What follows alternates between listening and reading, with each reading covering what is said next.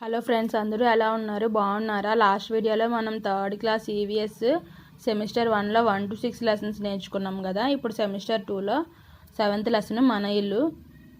గూళ్ళను చెట్ల పైన, పెంకుటింటి దూలాల పైన గూడు కట్టడానికి గడ్డి పుల్లలు, ఆకులు, పత్తిని ఉపయోగించే పక్షి పిచ్చుక. గూడు కింద వైపున ప్రవేశించడానికి ఒక ద్వారం ఏర్పరచుకునే పక్షి గిజిగాడు పక్షి. ఇల్లు ఎన్ని రకాలు అంటే 2 రకాలు, కచ్చా ఇల్లు, పక్కా ఇల్లు. కచ్చా ఇల్లు మట్టి గడ్డితో కడతారనమాట. పక్కా ఇల్లు అంటే ఇటుక, ఇసుక, ఇనుముతో నిర్మిస్తారు. కుక్కను ఉంచే గూడు కెన్నెలు, గుర్రాన్ని ఉంచే గూడు స్టెబుల్. రాయలసీమలో ఇల్లు వేడితో నిర్మిస్తారు అంటే రాతితో నిర్మిస్తారు. నివాసాల పరిణామ క్రమము టెక్స్ట్ బుక్లో బాక్సుల్లో ఇచ్చారు. గుహలు, పూరిల్లు, మట్టి ఇల్లు, పెంకుటిల్లు, డాబా ఇల్లు, బహుళ అంతస్తుల భవనము. గుడారాలు ఏ గుడ్డతో తయారవుతాయంటే క్యాన్వాసు. చక్రాలతో నిర్మించబడిన ఇల్లు క్యారవాను. ప్రజలు ఇళ్లను కట్టుకోవడానికి ఆధారపడే అంశాలు ఏంటంటే వాతావరణము, ఆర్థిక పరిస్థితి, లభ్యమయ్యే సామాగ్రి, స్థలం లభ్యత. ఒక ప్రాంతం నుండి ఇంకో ప్రాంతానికి వెళ్ళేవారు ఎటువంటి ఇండ్లలో నివసిస్తారంటే గుడారాలు. గుడారాలు నిర్మించడానికి వేటిని ఆధారంగా వాడతారంటే వెదురు బొంగులు. ఒక చోటు నుంచి మరో చోటుకి మార్చడానికి వీలుగా ఉండే ఇల్లు ఏంటంటే తాత్కాలిక నివాసాలు అంటారు. ఒక చోటు నుంచి మరో చోటుకి మార్చడానికి వీలుగా లేనటువంటి నివాసాలను ఏమంటారు, ఇళ్లను ఏమంటారు అంటే శాశ్వత నివాసాలు అంటారు. నెక్స్ట్ 7th లెసన్ కంప్లీట్ అయిపోయింది ఇక్కడితో. ఇప్పుడు 8th లెసన్ అనమాట. ఊరికి పోదాం.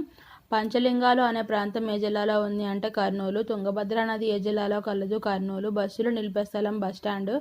బస్టాండ్లో ప్రయాణికులు వేచి ఉండడానికి, కూర్చోడానికి అనువైన స్థలం ఏంటి అంటే ప్లాట్ఫారము.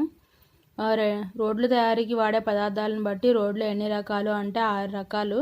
మట్టి రోడ్లు, గ్రానైల్ రోడ్లు, ఎర్రమట్టి రోడ్లు, గ్రానైట్ రోడ్లు, తారు రోడ్లు, కాంక్రీట్ రోడ్లు. మచ్చలపూరి అనే గ్రామం ఏ జిల్లాలో కలదు అంటే కర్నూలు. సంజామల అనే పట్టణం ఏ జిల్లాలో కలదు అంటే కర్నూలు. కర్నూలు నుంచి హైదరాబాద్కి గల దూరము 210 కిలోమీటర్లు. వాహనాలు ఆగడానికి గల రంగు ఎరుపు రంగు. వాహనాలు ముందుకు వెళ్ళడానికి సిద్ధమయ్యే రంగు ఆరెంజ్. వాహనాలు ముందుకు వెళ్ళడానికి ఆకుపచ్చ రంగు. చక్రాలు లేని వాహనాలు పడవ, హెలికాప్టర్, పుట్టి, పల్లకి. ఇందులో పుట్టి అనేది గుర్తుపెట్టుకోండి. నీటిలో నడిచే వాహనాలు పడవ, పుట్టి, స్టీమరు. పడవ నడిపే డ్రైవర్ వచ్చేసి కెప్టెన్. విమానం నడిపే డ్రైవరు పైలట్. రైలు నడిపే డ్రైవరు లోకో పైలట్. కాలుష్యం కలిగించని వాహన ఇంధనాలు ఏంటంటే విద్యుత్తు, CNG, compressed natural gas. Petrol bunk వద్ద చేయకూడని పని ఏంటంటే పొగ త్రాగరాదు, మొబైల్ ఫోన్ వాడరాదు, ఇంజిన్ స్విచ్ను ఆఫ్ చేయాలి. సైకిల్లో భాగాలు పెడలు, సీటు, హ్యాండిల్, చైను, చక్రము. సైకిల్లో భాగాలు పెడలు, సీటు, హ్యాండిల్, చైను, చక్రము. అత్యవసర సర్వీసులు 100, 104, 108. సరుకు, మనుషుల రవాణాకు కాకుండా ప్రయాణేతర అవసరాలకు ఉపయోగించే వాహనాలు వచ్చేసి ambulance, road roller, fire engine, Proclain. ఇక్కడితో 8th లెసన్ కంప్లీట్ అయింది. ఇప్పుడు 9th లెసన్ మాట్లాడుకుందాం. లెసన్ ఇతరులకు మన భావాలను, ఆలోచనలు తెలియపరిచే విధానం భావ వ్యక్తీకరణ. కమ్యూనికేషన్ ముఖ్య ఉద్దేశం మన భావాలు, ఆలోచనలు ఇతరులతో పంచుకోవడం. భావాలను 2 రకాలుగా వ్యక్తపరచవచ్చు: మౌఖిక సంభాషణ, శబ్ద సంభాషణ. మౌఖిక సంభాషణ, శబ్ద సంభాషణ. సంజ్ఞల భాషను ఉపయోగించేవారు హస్త కళాకారులు, మాయం కళాకారులు. నృత్య కళాకారులు భావాలను వ్యక్తీకరించడానికి ఏం చేస్తారు అంటే ముద్రలను ఉపయోగిస్తారు. హావభావాలను చిత్రాల రూపంలో చూపవచ్చు. ఈ చిత్రాలకు గల పేరేంటంటే ఇమోజీలు. భావ వ్యక్తీకరణ ఎన్ని రకాలు అంటే 2 రకాలు: ప్రత్యక్ష భావ వ్యక్తీకరణ, పరోక్ష భావ వ్యక్తీకరణ. ప్రత్యక్ష భావ వ్యక్తీకరణ అంటే ఒకరితో ఒకరు నేరుగా మాట్లాడడము. కరచాలనం కూడా ప్రత్యక్ష భావ వ్యక్తీకరణ. షేక్ హ్యాండ్ ఇవ్వడం కూడా ప్రత్యక్ష భావ వ్యక్తీకరణ అవుతుంది. పరోక్ష భావ వ్యక్తీకరణ అంటే phone call, post card, message, mail, messenger ఇలాంటివన్నీ. పూర్వకాలంలో మానవులు తమ సమాచారం ఏ విధంగా తెలియజేసేవాళ్ళు అంటే డంకా ద్వారా సంకేతాలు ఇవ్వడము, పొగ ద్వారా, పావురాల ద్వారా లేఖలు పంపించడము, మనుషులు గుర్రపు స్వారీ ద్వారా చేయడము. ఇదంతా కూడా అన్నమాట పూర్వకాలంలో మానవులు తమ సమాచారాన్ని తెలియజేసేవాళ్ళు అనమాట. ఒక్కొక్క జంతువు వివిధ పద్ధతులలో వాటి భావాలను వ్యక్తపరుస్తాయి. ఫస్ట్ వచ్చేసి దృశ్య భావ వ్యక్తీకరణ. తాబేలు, నత్తలు భయపడినప్పుడు రక్షణ కోసం వాటి తలను లోపల ముడుచుకుంటాయి. కుక్కలు సంతోషంగా ఉన్నప్పుడు వాటి తోకను ఊపుతాయి. ఇంకోటి ఏంటంటే మీకు తెలుసా అని బాక్స్లో ఇచ్చారు. ఇది ఏంటంటే కూలి తేనెటీగలు ఆహారం యొక్క సమాచారాన్ని నాట్యం ద్వారా తెలియపరుస్తాయి అన్నమాట. అంటే ఇతర తేనెటీగలకి ఏంటంటే వ్యాగల్ డ్యాన్స్ ద్వారా. నాట్యం ద్వారా తెలియపరుస్తాను. నాట్యం ఏంటంటే వ్యాగల్ డాన్స్ అనమాట. ఇది కూడా దృశ్య భావ వ్యక్తీకరణ. శ్రవణ భావ వ్యక్తీకరణ. ఇది ఏనుగులు గీంకారం ద్వారా దూరంగా ఉన్న ఏనుగులతో మాట్లాడతాయి. ఇంకోటి ఇతర తోడేళ్లను పిలవడానికి తోడేలు ఊల పెడతాయి అన్నమాట. ఇది శ్రవణ భావ వ్యక్తీకరణ. నెక్స్ట్ వచ్చేసి స్పర్శ ద్వారా భావ వ్యక్తీకరణ. స్పర్శ ద్వారా భావ వ్యక్తీకరణ ఏంటంటే కుక్కలు పిల్లులు వాటి పిల్లలను నాకడం ద్వారా ప్రేమను చూపిస్తాయి. ఇది స్పర్శ ద్వారా భావ వ్యక్తీకరణ. కోతులు బబూన్లు ప్రేమను చూపడానికి ఒకదానికొకటి దువ్వుకుంటాయి. ఇది కూడా స్పర్శ భావ వ్యక్తీకరణ, స్పర్శ ద్వారా. రసాయనిక భావ వ్యక్తీకరణ అంటే పిల్లులు వాటి వాసనను గుర్తించడానికి వస్తువులపై రుద్దుతాయి అన్నమాట.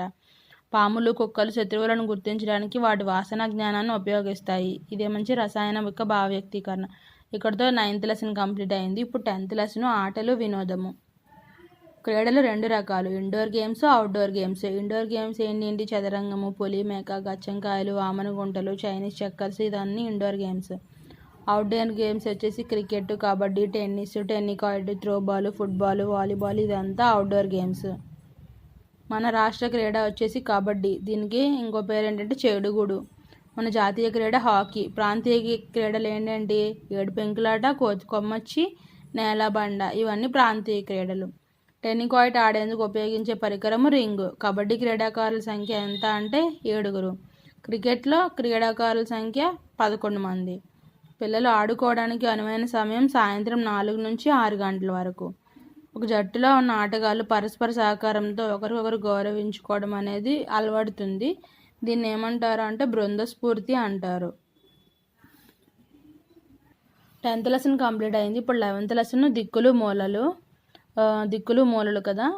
అన్ని దిక్కులను ఏ దిక్కు నుంచి తెలుసుకుంటారు అంటే ఉత్తర దిక్కు నుంచి తెలుసుకుంటారు. ఒక ప్రాంతము, భవనము, ఊరి యొక్క హద్దుల్ని ఏమంటారు అంటే సరిహద్దులు అంటారు. 2 దిక్కుల మధ్య ప్రాంతాన్ని మూల అంటారు. తూర్పు మరియు ఉత్తర దిక్కుల మధ్య ఉండేది మూల ఏంటంటే ఈశాన్యము. దక్షిణము పడమర మధ్య ఉండే దిక్కుల మధ్య ఉండే మూల ఏంటి అంటే నైరుతి. పడమర ఉత్తర దిక్కుల మధ్య ఉండే మూల వాయువ్యము. దక్షిణము తూర్పు దిక్కుల మధ్య ఉండే మూల ఆగ్నేయము. ఇదిగోండి ఇక్కడ చిన్న డయాగ్రామ్లా వేసాను. పురాతన కాలంలో నావికులు దిక్కులు ఎలా కనుగొనేవారు అంటే సూర్యుడు, నక్షత్రాలు, పవనాల దిశలను బట్టి నావికులు దిక్కులను కనుక్కునేవారు పూర్వకాలంలో. ఇప్పుడు ఏంటంటే నేటి కాలంలో దిక్కులు ఎలా కనుక్కుంటున్నారంటే ఒకటి దిక్సూచి, నెక్స్ట్